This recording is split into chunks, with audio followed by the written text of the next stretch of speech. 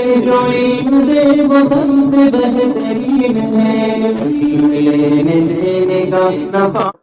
السلام علیکم ورحمۃ اللہ وبرکاتہ۔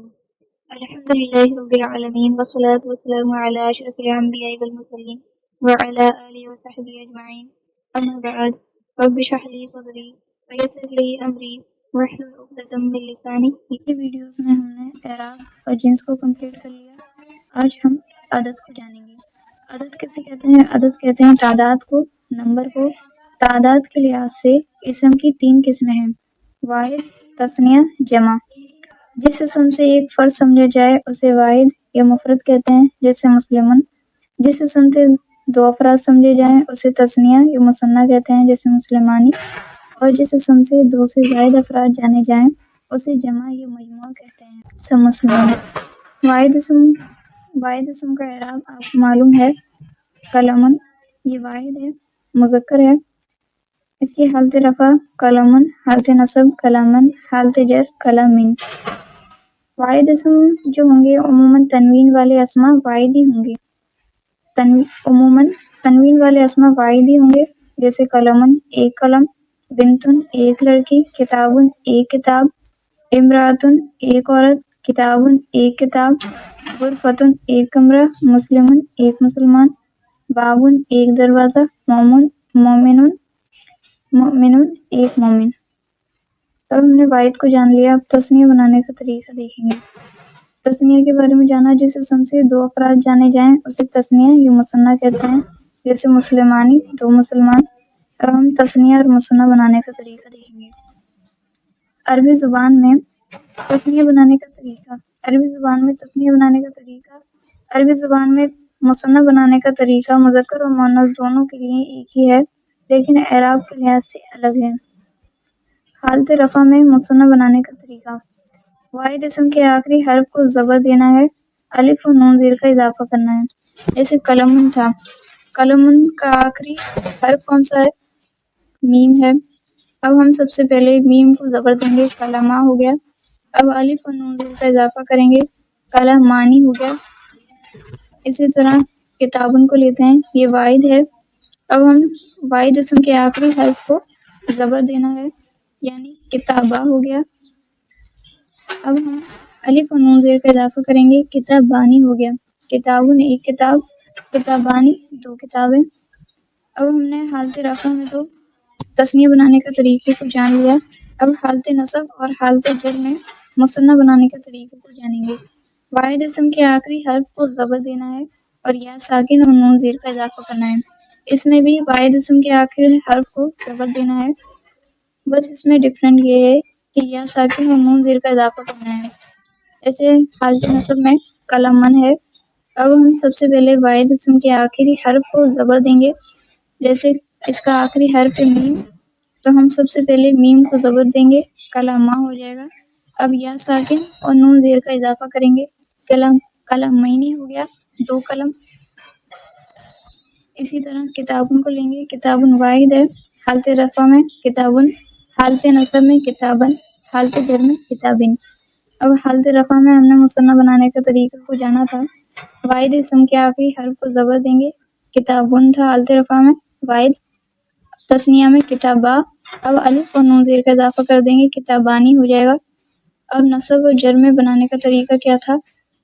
سب سے پہلے واحد اسم کے آخری حرف کو زبر دیں گے، کتابہ کر دیں گے۔ اب یا ساکن اور نون زیر کا اضافہ کریں گے، کتابینی، کتابینی۔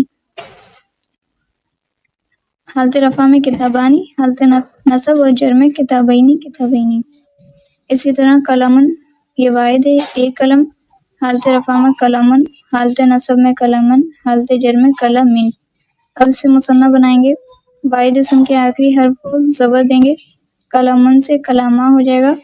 اب الف اور نون زیر کا اضافہ کریں گے، کلمانی ہو جائے گا۔ اب حالت نصب اور حالت جر میں بنانے کا طریقہ یہ ہے، واحد اسم کے آخری حرف کو زبر دیں گے، قلمن سے کلمہ ہو جائے گا۔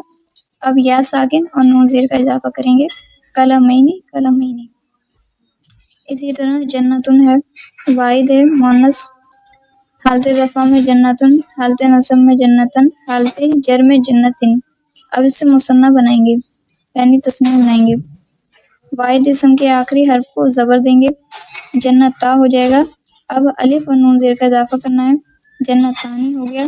اب حالت نصب اور حالت جر میں بھی سب سے پہلے واحد اسم کے آخری حرف کو زبر دیں گے. جنت تا ہو جائے گا. اب یا ساکن اور نون زیر کا اضافہ کریں گے. جنتینی جنتینی. ہم نے جانا ہے کہ واحد اسم کے آخری حرف کو زبر دینا ہے حالت رفع حالت نصب دونوں میں. بس اس میں فرق یہ ہے حالت رفع میں الف اور نون زیر کا اضافہ کرنا ہے, آنی کا ساؤنڈ آئے گا, اور حالت نصب اور جر میں یا ساکن اور نون زیر کا اضافہ کرنا ہے, عینی کا ساؤنڈ آئے گا. جس طرح کلامن حالت رفع میں, کلامن حالت نصب میں, کلامن حالت جر میں. تسنیہ میں حالت رفع میں کلامان حالت نصب اور جر میں کلامین کلامینی. جیسے جدارن, جدارن کا معنی ہوتا ہے دیوار. جدارن حالت رفع میں واحد, حالت نصب میں جدارن, حالت جر میں جدارن. اب اس سے تسنیہ بنائیں گے. واحد اسم کے آخری حرف کو زبر دیں گے. جدارا ہو جائے گا. اب حالت رفع میں الف اور نون زیر کا اضافہ کریں گے. آنی کا ساؤنڈ آئے گا. جدارانی. اس طرح نصب اور جر میں تسنیہ بنائیں گے. سب سے پہلے واحد اسم کے آخری حرف کو زبر دیں گے. جدارن سے جدارا ہو جائے گا. اب یا ساکن اور نون زیر کا اضافہ کریں گے. جداران جدارینی جدارینی. بنتن واحد ہے, اس کا معنی ہوتا ہے لڑکی. حالت رفع میں بنتن, حالت نصب میں بنتن, حالت جر میں بنتن. اب اس کو حالت رفع میں تسنیہ بنائیں گے. سب سے پہلے واحد اسم کے آخری حرف کو زبر دیں گے. بنتا ہو جائے گا بنتن سے. اب الف اور نون زیر کا اضافہ کریں گے. بنتانی. اب حالت نصب اور جر میں تسنیہ بنائیں گے. سب سے پہلے واحد اسم کے آخری حرف کو زبر دیں گے. بنتن سے بنتا ہو جائے گا. اب یا ساکن اور نون زیر کا اضافہ کریں گے. عینی کا ساؤنڈ آئے گا. بنتینی بنتینی. اسی طرح مذکر و مؤنث کچھ اسما دیے جا رہے ہیں, ان کو تسنیہ میں کنورٹ کرنا ہے. ان تمام اسما کا تسنیہ بنانا ہے. جیسے بنتن کا. اسی طریقے سے حالت رفع حالت نصب حالت جر میں تسنیہ بنانا ہے. بنتن ایک لڑکی, کتابن ایک کتاب, ولدن ایک لڑکا, بابن ایک دیوار, صادقن ایک سچا, عالمن ایک عالم, صالحن ایک نیک آدمی, مشرکن ایک مشرک, مغربن ایک مغرب, بنتن ایک گھر, جنتن ایک جنت, عینن ایک آنکھ. ان تمام اسما کا تسنیہ بنانا ہے. جس طرح ہم نے کلامانی, جدارانی, بنتانی ان تمام اسما کو حالت رفع میں بنایا ہے, اور حالت نصب میں کلامینی کلامینی, جدارینی جدارینی, بنتینی بنتینی ان تمام اسما کا تسنیہ بنایا ہے. اسی طرح آپ کو بھی ان تمام اسما کا تسنیہ بنانا ہے.